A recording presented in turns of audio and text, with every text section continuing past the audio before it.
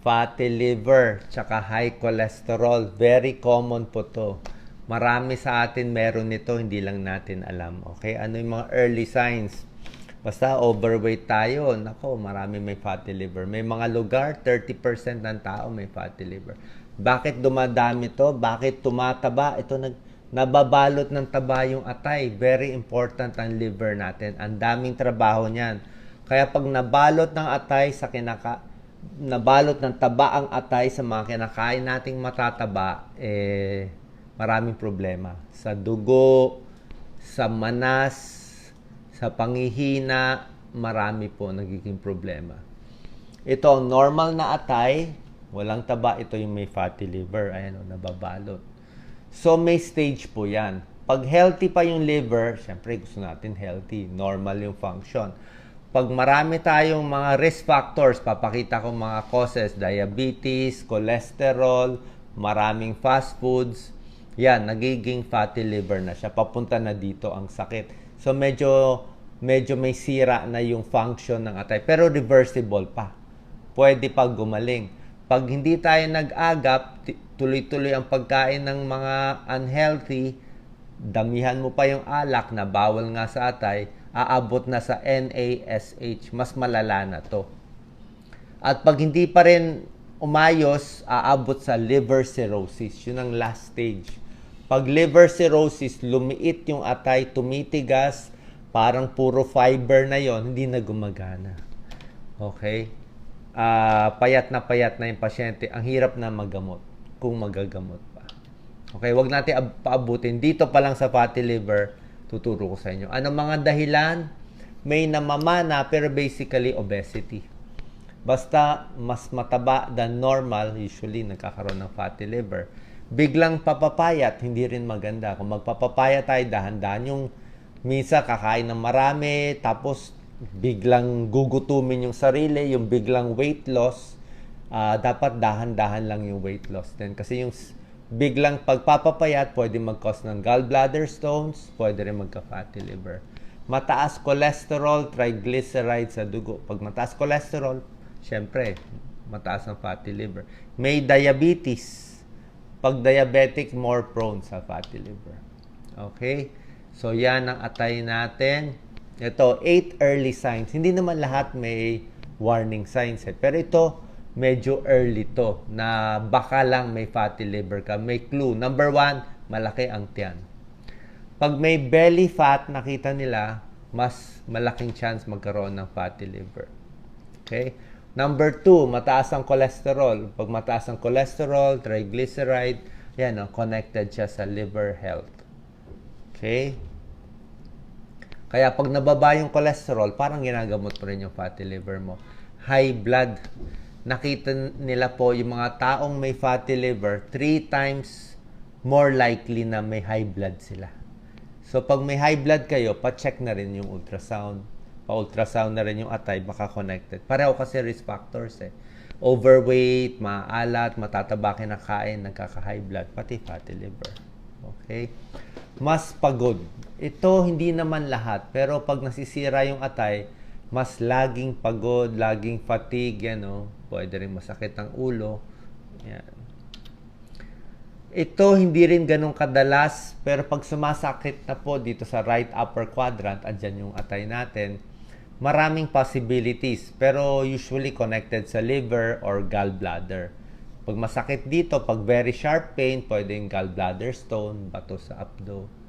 Pag masakit lang, pwedeng namamaga yung atay, fatty liver, or baka may bukol. Ayaw rin natin may bukol. Masama po yun, may bukol sa atay. Malakas kumain. Okay? May isang pag-aaral, pag nag-binge ka sa very oily, mga fast foods, nagugulo agad yung function ng liver mo. Tumataas. 'Di ba? Kung napanood niyo yung Super Size Me, 'di ba dati may isang, I think, writer siya, sinubukan niya, araw-araw siya nag-fast foods. 'Di ba? Tinry niya lahat fast foods, lahat matatamis. I think after 1-2 months, yung SGPT, SGOT niya, liver enzyme niya, lahat tumaas. Nasira yung atay. Laging gutom, laging naghahanap ng sugar, pwedeng isang sign na may sira din yung liver. spider veins, okay? Ito, nakikita to hindi lang sa fatty liver, more pa nga to sa liver cirrhosis or sa liver cancer. Minsan nasa muka, nasa dibdib, nasa tiyan, nasa balat natin, may makikita kayo parang spider na ugat-ugat. Pag diniin mo siya, nawawala yan, mawawala. Pero pag binitawan mo, babalik ulit. So, pwede nagbabara yung mga ugat, okay? So, nag-accumulate yung mga fats, hindi po maganda yan. Nangangati, makati kamay, makati ang katawan. Minsan kasi, pag naging fatty liver, or baka may problema sa gallbladder, nabablock yung bile. Ito yung kulay green na pangtunaw ng taba. So, pag nablock yung bile, nag-iipon sa katawan, kumakati. Okay, nangangati. So, ito yung mga early signs ng fatty liver. Pero syempre, pag umabot na sa liver cirrhosis, yung mas malala, iba na yon.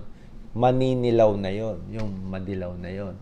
Tapos lumalaki na yung tiyan, ascites, barado na. Yun, mas serious na yon.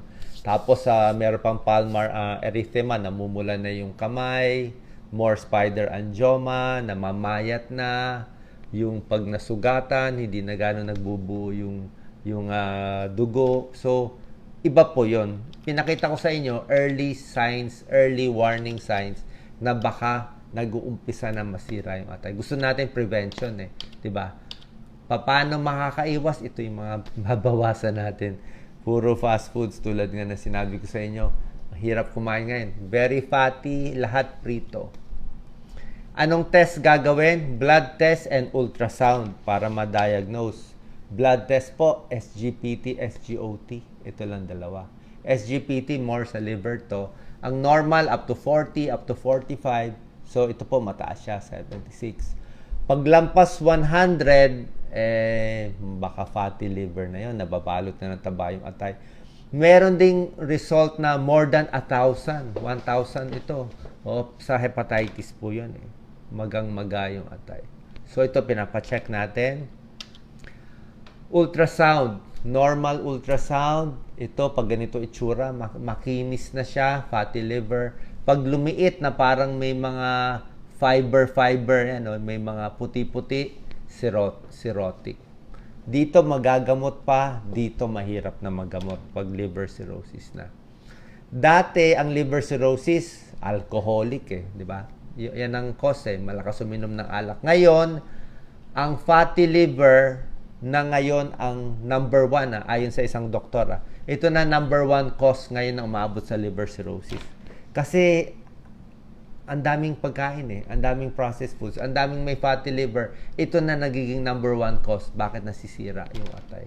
Sa dami ng kumakain ng mga unhealthy. So, bawas sa fast foods, balanced diet, tama lang yung carbohydrates, tigil alak, avoid. Exercise regularly. Tapos yung gamot, pag-ingatan din po natin. Bawal din yung basta-basta inom ng gamot or supplement. Baka makasira sa atay. Paalam lang po sa doktor natin. Mga healthy foods, good for the liver. Hindi naman talaga pampalinis, pero maganda sa atay. Ito. Kangkong, cabbage, green tea, garlic, yan. Avocado, oatmeal, pampababa ng cholesterol, di ba? Gusto natin. Good fats, avocado, nuts, wag lang masyado maalat.